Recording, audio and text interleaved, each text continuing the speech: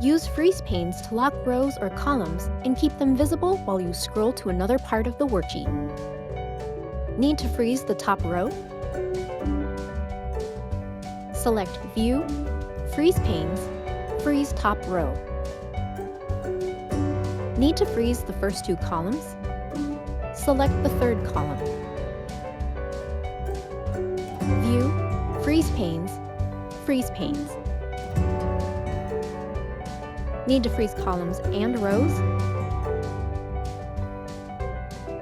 Select the cell below the rows and to the right of the columns you want to keep visible. Select View, Freeze Panes, Freeze Panes.